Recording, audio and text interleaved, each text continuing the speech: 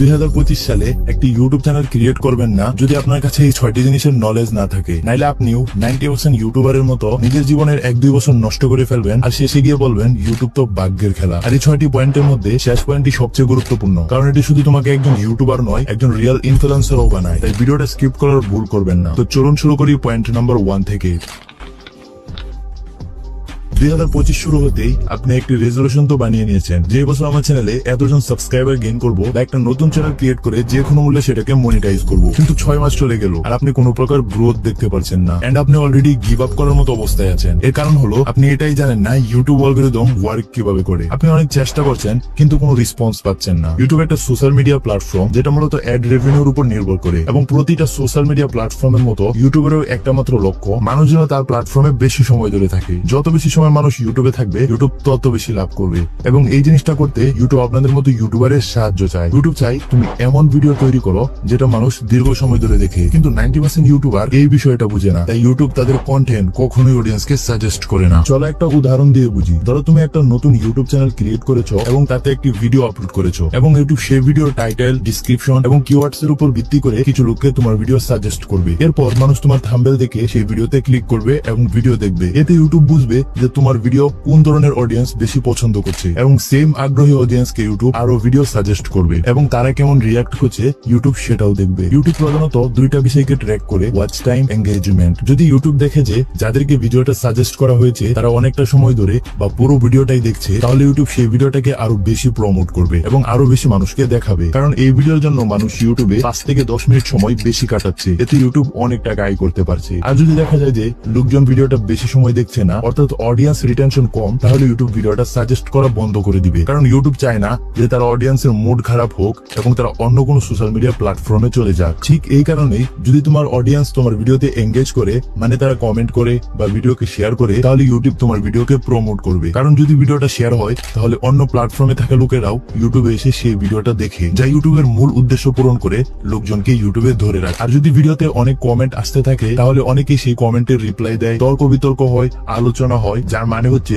High engagement. তোমার এটা বোঝা দরকার যে ইউটিউব তোমার কাছ থেকে শুধু একটা ভিডিও চায় না, ইউটিউব চাই তোমার ভিডিও থেকে ওয়াচ টাইম আর এঙ্গেজমেন্ট। আর কিভাবে ওয়াচ টাইম, এঙ্গেজমেন্ট বাড়াতে হয় সেটা নিয়ে তোমার বেশি ফোকাস করা উচিত। আর একটা অনেক গুরুত্বপূর্ণ বিষয় হলো অ্যালগরিদম সময়ের সাথে সাথে চেঞ্জ হয়। 2014 সালের দিকে যখন ইউটিউবে বেশি ক্রিয়েটর ছিল না, তখন তুমি কেমন ভিডিও বানাচ্ছ সেটা বড় ব্যাপার ছিল না। যদি তুমি অনেক বেশি ভিডিও আপলোড করতে পারতে তাহলে তোমার ভিডিও ভাইরাল হওয়া প্রায় নিশ্চিত ছিল, কারণ তখন ইউটিউবের উদ্দেশ্য ছিল মানুষকে রেডিও বা টেলিভিশন থেকে সরিয়ে ইউটিউবে নিয়ে আসা। তাই তখন ভিডিও যত বেশি, ভ্যারাইটি তত বেশি, আর লোকজনও তত বেশি আকৃষ্ট হতো। কিন্তু 2018 সালে যখন ইউটিউবে অনেক বেশি ক্রিয়েটর হয়ে গেল, তখন ইউটিউব আর নতুন অডিয়েন্সকে টানার চেষ্টা করছিল না, বরং তখন ইউটিউব চেয়েছিল যারা আগে থেকে আছে তাদেরকে ধরে রাখতে। তাই তখন ইউটিউব লং ভিডিও গুলোকে প্রমোট করতে শুরু করে। যদি তখন কেউ 30 মিনিট বা 1 ঘন্টার ভিডিও বানাতো তাহলে তার ভিডিও ভাইরাল হওয়ার সম্ভাবনা 90% ছিল। এরপর 2020 সালে আবার পরিবর্তন আসে যখন টিকটক ও রিলস এর যুগ শুরু হয়। তখন মানুষ আর লং ভিডিও দেখতে চাইতো না, তারা শর্ট ফর্ম কন্টেন্টের প্রতি আকৃষ্ট হয়ে পড়ে। তাই ইউটিউব শর্টস চালু করে। এমনকি এখনো ইউটিউব শর্টস অনেক বেশি প্রমোট করছে, কারণ শর্ট দেখতে দেখতে কখন যে 1-2 ঘন্টা কেটে যায়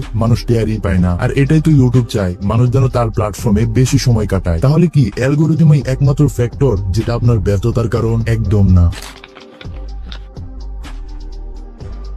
যদি আপনি এখনো সেই যুগে বাস করেন যে আপনি প্রতিদিন ভিডিও আপলোড করবেন এবং আপনার কোনো না কোনো ভিডিও তো ভাইরাল হয়ে যাবে, তাহলে আপনি খুব তাড়াতাড়ি আপনার পরিশ্রম এবং সময় নষ্ট করে ইউটিউবকে ছেড়ে দিবেন। কারণ কোয়ালিটি ওভার পাওয়ার কোয়ান্টিটি। ধরুন আপনি 2টি চ্যানেল ক্রিয়েট করেছেন, একটিতে আপনি বছরে 4টি কোয়ালিটি ভিডিও তৈরি করছেন আর অন্যটিতে আপনি প্রতিদিন অর্থাৎ বছরে 365টি ভিডিও আপলোড দিচ্ছেন, কিন্তু সবগুলোই ভ্যালু এভারেজ। মানে তাহলে যে চ্যানেলে আপনি বছরে 4টি কোয়ালিটি ফুল ভিডিও আপলোড দিচ্ছেন সেটা হয়তো মিলিয়ন সাবস্ক্রাইবার গেইন করে ফেলবে, কিন্তু যে চ্যানেলে 365টি এভারেজ ভিডিও আপলোড করছেন সেটা হয়তো 10,000 সাবস্ক্রাইবারও পূর্ণ করতে পারবে না। এর কারণ হচ্ছে সেই 4টি ভিডিওর কোয়ালিটি 365টি ভিডিওর কোয়ালিটি থেকে অনেক বেশি ভালো ছিল। আর এটাই সেই কারণ যেটার জন্য বাংলাদেশের অনেক বড় বড় ইউটিউবার খুব কম সংখ্যক ভিডিও দিয়ে এখন ভাইরাল হয়ে যাচ্ছে। আপনি যদি কোয়ালিটি কন্টেন্ট তৈরি করতে 1 মাস সময় নেন তাও ঠিক আছে, কিন্তু কখনোই এভারেজ কিছু আপলোড করবেন না, কারণ এখন ইউটিউবে অপশনের অভাব নেই। যদি অডিয়েন্স আপনার ভিডিও পছন্দ না করে তারা অন্য কারো চ্যানেলে চলে যাবে এবং ইউটিউব এই বিষয়টা লক্ষ্য করবে এবং তাদের চ্যানেলকে প্রমোট করে দিবে। কিন্তু কোয়ালিটি ভিডিও বানাবো কিভাবে? কোয়ালিটি ভিডিও বানানোর জন্য আপনার দামি মাইক্রোফোন বা অ্যাডভান্স এডিটিং সফটওয়্যারের প্রয়োজন নেই, বরং সঠিক গাইডলাইনের প্রয়োজন আছে। কিন্তু শুধু কোয়ালিটি কন্টেন্ট এবং অ্যালগরিদমকে বোঝার মাধ্যমে আপনার চ্যানেল কখনোই গ্রো করতে পারবেন না। যদি আপনি না জানেন রিটার্নিং ভিউয়ার্স কিভাবে বাড়ানো যায়, নিউ ভিউয়ার্স কিভাবে পাওয়া যায়, ভিডিও র্যাঙ্ক কিভাবে করানো হয়, কিংবা সিটিএম, আরপিএম, সিপিএম এই জিনিসগুলো কি কি, তাহলে আপনি এক বিশাল জঙ্গলে ম্যাপ চালায় প্রবেশ করবেন, যেখানে অর্ধেক পথ যেতে ইউটিউব নামের এক বাঘ এসে আপনাকে খেয়ে ফেলবে। এসইওতে র্যাঙ্ক করার জন্য তিনটি জিনিস অনেক গুরুত্বপূর্ণ: টাইটেল, কিওয়ার্ডস, ডিসক্রিপশন। এগুলোর পাশাপাশি আপনার এসইও ট্র্যাক করতে আপনার ভালো করে আপনার ইউটিউব অ্যানালাইসিস কে বুঝতে হবে, কারণ যদি আপনি আপনার ইউটিউব অ্যানালাইসিস না বুঝেন তাহলে আপনি নিজের অডিয়েন্স কে বুঝতে পারবেন না, আর যখন আপনি নিজের দর্শককে বুঝতে পারবেন না তখন ইউটিউব অ্যালগরিদম আপনাকে কখনোই হেল্প করবে না। অ্যানালাইটিক্স কিভাবে স্টাডি করবেন, কিভাবে ইমপ্রুভ করবেন, কিভাবে অপটিমাইজ করবেন, এই নিয়ে আমি এখনো কোনো ভিডিও আপলোড করিনি। তো যদি আপনারা চান তাহলে কমেন্টে অবশ্যই লিখে দিবেন। এবার ভাবুন, আপনি সবকিছু শিখে ফেলেছেন আর নিজের চ্যানেলে সমস্ত ক্রাইটেরিয়া পূরণ করে মনিটাইজেশনের জন্য অ্যাপ্লাই করলেন, আর ইউটিউব সেই মনিটাইজেশনকে রিজেক্ট করে দিল। এমনটা হওয়ার সম্ভাবনা খুব বেশি যদি তোমরা না জানো থাকো ইউটিউব পলিসি আর গাইডলাইন কি কি। ইউটিউবের নতুন নীতিমালা অনুযায়ী এখন তুমি তোমার চ্যানেলকে 500 সাবস্ক্রাইবার এবং 3000 ঘন্টা ওয়াচ টাইম দিয়েও মনিটাইজ করতে পারবে, অথবা 3 মিলিয়ন শর্ট ভিউজ দিয়েও পারবে। আগে এই ক্রাইটেরিয়া ছিল 1000 সাবস্ক্রাইবার, 4000 ঘন্টা ওয়াচ টাইম, আর শর্টের জন্য ছিল 10 মিলিয়ন ভিউজ। কিন্তু এখানে ইউটিউব একটা গেম খেলেছে। যদি তুমি 500 সাবস্ক্রাইবারের সাথে মনিটাইজেশন পাও তাহলে তুমি অ্যাড রেভিনিউ পাবে না, বরং তুমি শুধু সুপার চ্যাট, মেম্বারশিপের মতো অপশন পাবে, যেখান থেকে ইনকাম খুব কম হয়। তুমি অ্যাড রেভিনিউ পাবে না, যেটা আয়ের মূল উৎস। তাহলে ইউটিউব এটা করলো কেন? আপনার প্রতি দয়া দেখাতে? একদম না, নিজের ক্রিয়েটরকে ধরে রাখার জন্য। টিকটক তাদের ক্রাইটেরিয়া নিচে নামিয়ে দিয়েছিল, তাই ইউটিউবকে তাই করতে হয়েছে, যাতে ইউটিউবের ক্রিয়েটররা টিকটকে চলে না যায়। আর যদি তুমি ভাবো শুধুমাত্র শর্ট বানিয়ে ভাইরাল হয়ে যাবে আর ইউটিউব থেকে ইনকাম করতে শুরু করবে, তাহলে একটা কথা মনে রাখো, শর্ট থেকে ইনকাম প্রায় নেই বললেই চলে, যদি না তোমার প্রত্যেকটা শর্ট ভিডিওতে মিলিয়ন ভিউজ আসে। একটা শর্ট ভিডিও ভাইরাল করা যতটা কঠিন, এর থেকে অনেক সহজ হলো একটা লং ফর্ম ভিডিও ভাইরাল করা। কিন্তু ইউটিউব তোমার মাথায় একেবারে উল্টো জিনিস বসিয়ে দিয়েছে, যার জন্য তুমি অনেক সময় এবং পরিশ্রম নষ্ট করতে যাচ্ছ। তুমি যদি শুধু ভাইরাল হতে চাও তাহলে শর্ট তোমার জন্য সঠিক অপশন, কিন্তু যদি তুমি চাও ইউটিউবকে একটা ক্যারিয়ার হিসেবে নিতে আর এখান থেকে নিয়মিত ইনকাম করতে চাও, তাহলে শর্ট তোমার জন্য সঠিক অপশন নয়। ঠিক একইভাবে কপিরাইট আসলে কি, এটা থেকে কিভাবে বাঁচা যায় এবং কিভাবে সঠিকভাবে অন্যকে অ্যাট্রিবিউট দিতে হয়, এইসব বিষয়ে জ্ঞান থাকা খুব গুরুত্বপূর্ণ। নইলে এমন বহু ক্রিয়েটর আছেন যাদের মিলিয়ন সাবস্ক্রাইবার ছিল, কিন্তু ইউটিউবের পলিসি গাইডলাইন ভাঙার কারণে এক রাতেই তাদের চ্যানেল গায়েব হয়ে গেছে। কপিরাইট নিয়ে আমি অবশ্যই একটা ডেডিকেটেড ভিডিও নিয়ে আসবো, কারণ এটা একটা অনেক বড় এবং জটিল টপিক। তুমি বলতে পারো এই বিষয়গুলো বুঝতে তোমার একটা ল ডিগ্রি দরকার, কারণ ইউটিউবের কপিরাইট পলিসি মূলত ইউএস এর আইনের উপর ভিত্তি করে চলে। কিন্তু এতে ভয় পাওয়ার কিছু নেই, তোমার শুধু সামান্য জ্ঞান থাকলেই হবে, যাতে তোমার ক্যারিয়ার সুরক্ষিত থাকে। এমন অনেক চ্যানেল আছে যারা এইসব নীতিমালা মানত, তবু আজ তারা নতুন ইউটিউবার থেকেও খারাপ অবস্থায় আছে। কিন্তু এমনটা হলো কেন?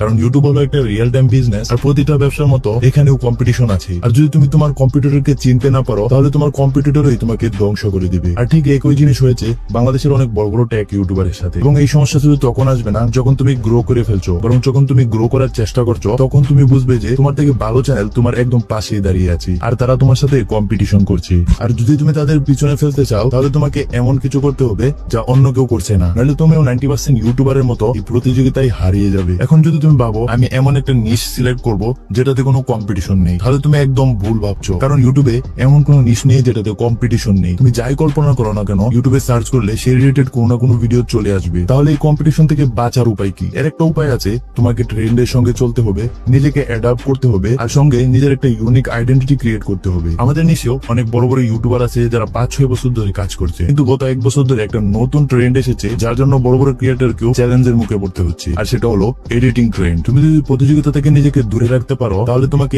এমন কিছু করতে হবে যা বড় বড় ক্রিয়েটররা বাধ্য হয়েও করতে পারে না, কিন্তু ছোট ক্রিয়েটররা সহজেই করতে পারে। 2025 সালে প্রতিটা ইউটিউবার জানে যে তাদের অডিয়েন্সের ভ্যালু কতটা বেশি, তাই তারা নিয়মিত কিউএনএ লাইভ স্ট্রিম করে। কিন্তু তুমি যদি এই বিষয়গুলোকে ইগনোর করো, তাহলে তোমার ইউটিউবার হওয়ার স্বপ্নই থেকে যাবে। আজকের অডিয়েন্স সেলিব্রিটি চায় না, তারা চায় একজন মেন্টর বা বন্ধু, যার থেকে তারা ইনফ্লুয়েন্স হতে পারে আর যাকে সাথে নিয়ে তারা অগ্রসর হতে পারে। এই পার্থক্যটা তুমি তখনই তৈরি করতে পারবে যখন তুমি সরাসরি এঙ্গেজ করবে, হোক সেটা ডিএম, কমেন্ট, কিউএনএ বা লাইভ স্ট্রিমের মাধ্যমে। তো যদি তুমি ইউটিউবকে একটা সিরিয়াস ক্যারিয়ার হিসেবে দেখতে চাও, তাহলে এই বিষয়গুলো তোমার জন্য অত্যন্ত গুরুত্বপূর্ণ।